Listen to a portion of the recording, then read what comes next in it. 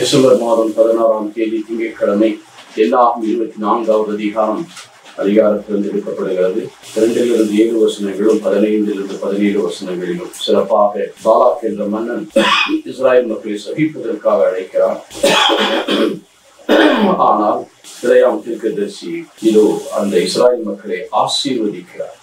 எப்படி சொல்லுகிறார்? இதோ யாக்கோபின் கூடாரங்கள், இஸ்ரவேலே உன் இருப்பிடங்கள் எத்தனை அழகு, விருந்து கிடக்கும் பள்ளத்தாக்கை போல, நீர் அருகிலுள்ள மதல்களைப் போல இருக்கிறது என்று சொல்லி அவன் இருக்கிறான். மேலும் அவன் துயில் கொள்வான், சிங்கம் போன்று அவன் பெண் சிங்கம் போன்றும் படுத்துக் கொள்வான், அவன் எழுப்பிடுவான் என்று ஆசை கூறுவான். அவர்களை ஆசீர்வதிப்பவர்கள் ஆசீர்வதிப்பார்கள், சபிப்பவர்கள் சபிக்கப்படுவார்கள் என்று சொல்லிவிட்டு கடைசியாக 17ஆம் வசனத்திலே ஆண்டவருடைய பிறப்புக்கான ஒரு நற்செய்தி சொல்லப்பட்டிருக்கிறது.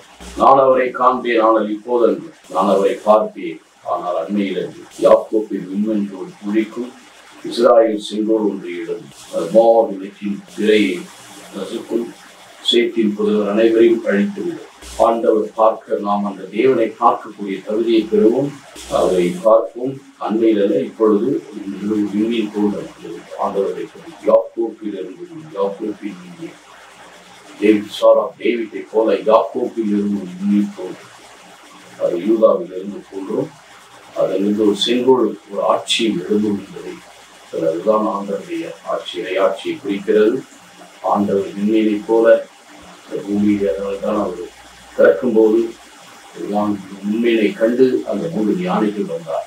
இது நம்முடைய வாழ்க்கையிலும் ஆண்டவர் செயல்பட விரும்புகிறார், முடியாக இருக்க விரும்புகிறார். அவருடைய ஆட்சியில் நமக்கு பங்கு கொடுத்திருக்கிறார்.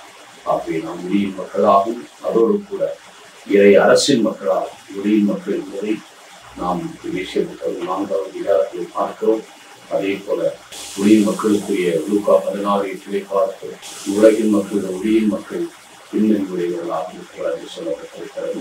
அவருடைய அரசியல் மக்களாக இருக்கிற